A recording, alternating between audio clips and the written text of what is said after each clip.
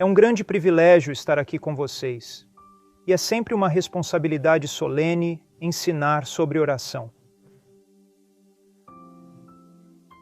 Sabe, ensinar sobre oração pode ser algo bastante difícil, porque acho que todos nós às vezes podemos aparentar ser algo que não somos, como se tivéssemos uma fachada de grandeza, quando na verdade é apenas isso, uma fachada. Na minha própria vida, a oração tem sido muito importante, mas sempre me vi como alguém bastante fraco em oração. E eu sempre me lembro de uma coisa. Há apenas um herói nesta história, e esse herói é Jesus Cristo. Não existem grandes homens de Deus. Não existem grandes homens de oração. Existem apenas homens pequenos, fracos e sem fé diante de um Deus grande e misericordioso que lhes concedeu graça. Por favor, lembrem-se sempre disso, sempre. Apenas um herói nesta história, Jesus Cristo. Com os poucos minutos que temos, vou ler algo e depois passarei para Lucas. Mas quero ler um trecho dos Cânticos do Servo que nos revelam muito sobre a pessoa e a obra de Jesus Cristo. E vou apenas ler um versículo em Isaías 42, versículo 1. Eis o meu servo, a quem eu sustento.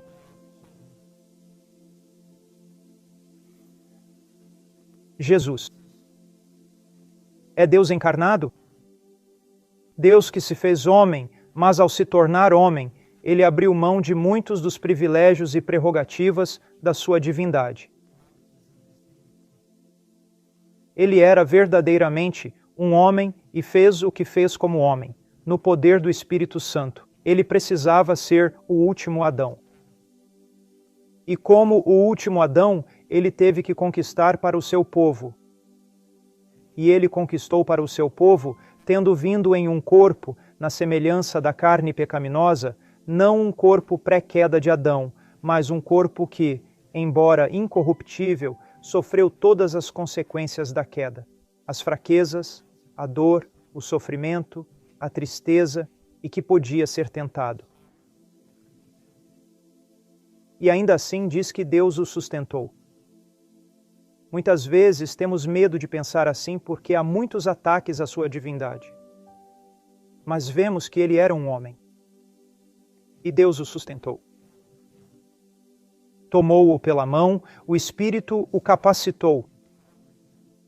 Veja, nós tínhamos um pai que caiu, Adão. Precisávamos de um irmão. Quem poderia conquistar, quem era verdadeiramente homem, esse era Jesus Cristo. E assim, precisamos manter isso em mente quando adentramos os Evangelhos e observamos sua vida de oração. Ele não orava apenas por ser espiritual, nem só para demonstrar devoção, mas porque realmente necessitava da oração. Ele precisava da oração. Pois ele deveria vencer como o último Adão, vencer como carne da nossa carne e osso dos nossos ossos, para depender unicamente da força de seu Pai e do poder do Espírito Santo. E dessa forma, ele pode ser nosso exemplo. Ele pode ser nosso exemplo. Seu problema nunca é ser fraco demais. Na verdade, Deus, o que Ele faz em nossa vida, desde o momento em que nascemos de novo até o momento em que morremos, é trabalhar constantemente para criar fraqueza em nós. O problema não é que você seja fraco. O problema é que não sabemos o quão fracos somos, porque essa fraqueza nos levaria à oração, assim como ser verdadeiramente encarnado levou o nosso Salvador. A oração. Quando chegamos a Lucas, capítulo 11, versículo 1, aconteceu que, enquanto Jesus orava em certo lugar, após terminar, um dos seus discípulos lhe disse: Senhor, ensina-nos a orar, assim como João também ensinou aos seus discípulos. Sabe, acho incrível que em nenhum momento eles tenham vindo ao Senhor e dito: ensina-nos a expulsar demônios. Eles nunca vieram ao Senhor e disseram: ensina-nos a pregar. Eles nunca vieram até ele e disseram: ensina-nos a andar sobre as águas. Mais uma vez, eles lhe pediram: ensina-nos. E era para orar. Eu tenho que acreditar, e o contexto indica, que foi porque ele orava como ninguém que eles já tinham ouvido orar.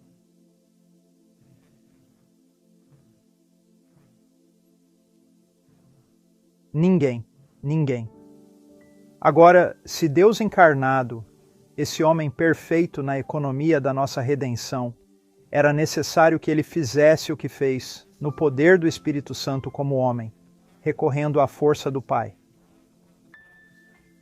Quanto mais isso é uma necessidade para nós. Agora, eu não tenho tempo para entrar em muitos detalhes. Muita doutrina sobre oração, talvez eu ensine sobre oração esta semana, mas quero contar uma ilustração que espero que não é tão incomum assim. É até um pouco engraçado. Mas a razão pela qual eu conto isso é que ficou na minha mente desde o momento em que vi pela primeira vez o que vou ilustrar para vocês. Morei no Peru por muitos anos e lá tem ondas grandes. Então alguém me convenceu: você precisa aprender a surfar. Então eu disse: olha, se você encontrar uma praia onde as pessoas estejam vestidas, eu topo tentar. E aí eu tentei. Não deu nada certo. Primeiro, alguém devia ter me avisado que bandeira vermelha significa não entre na água, é perigoso. Mas eu entrei na água mesmo assim.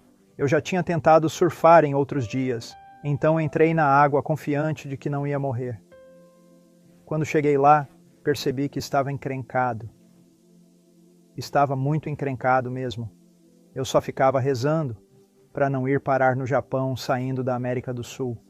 Eu estava sendo puxado para fora e estava com muito medo. Aí ouvi um barulho atrás de mim.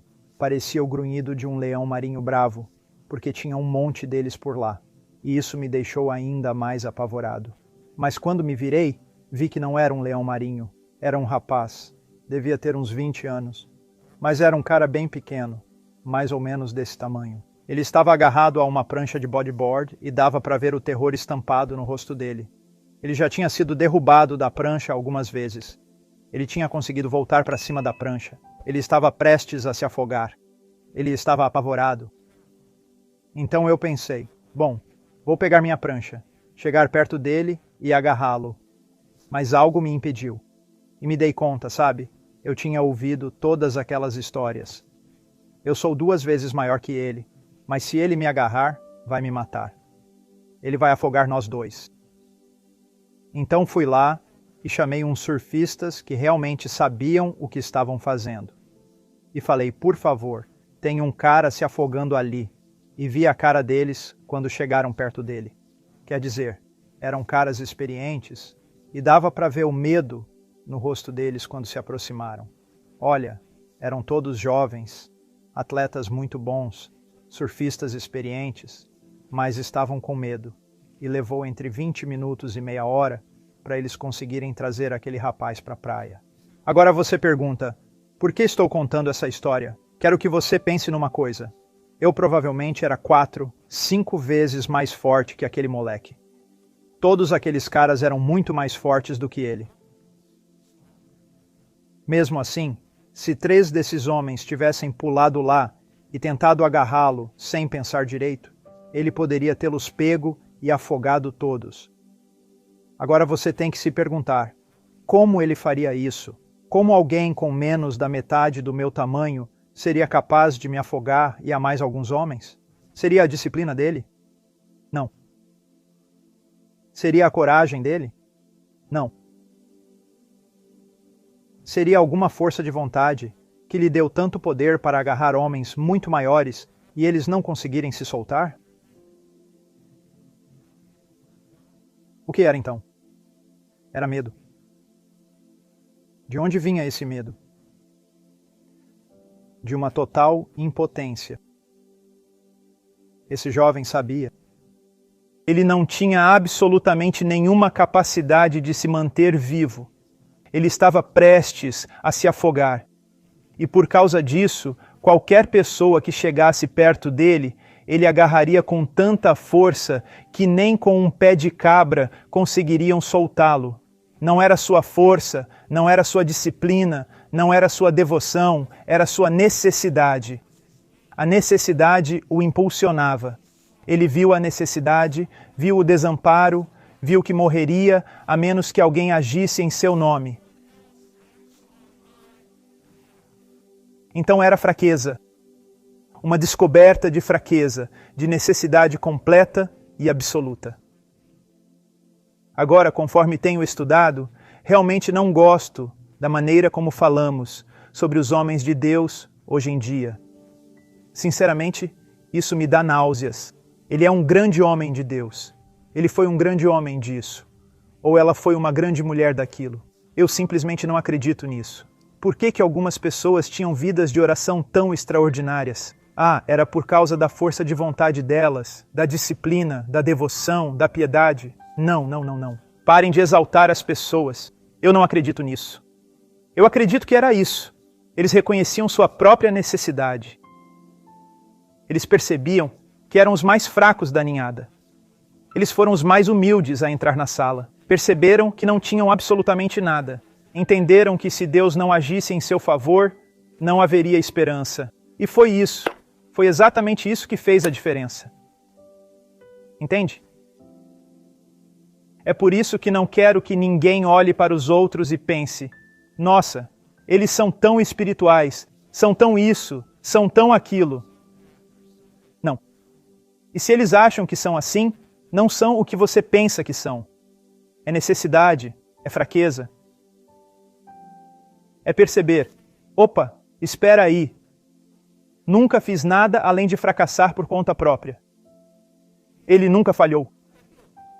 Ele nunca falhou.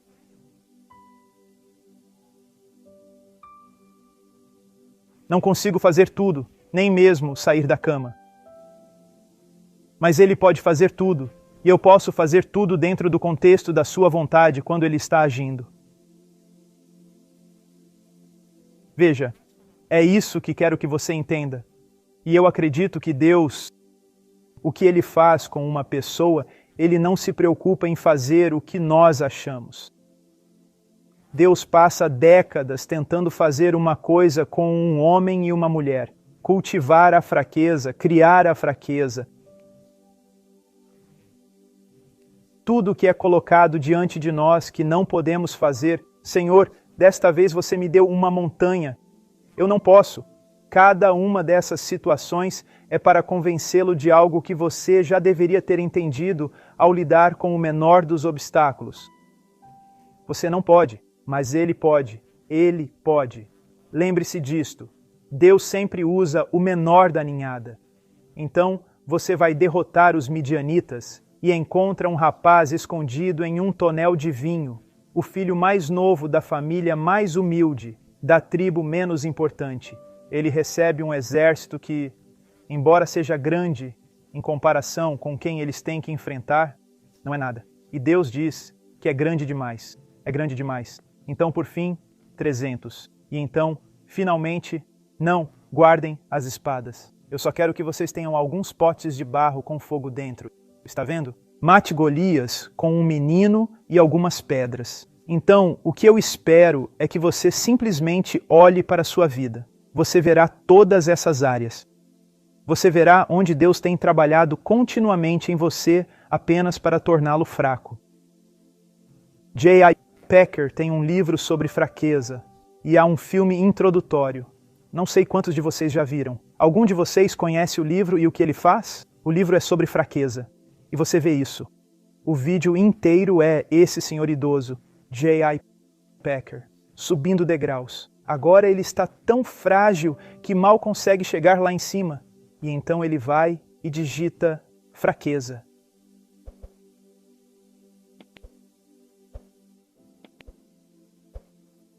E é por isso que oramos. É por isso que oramos.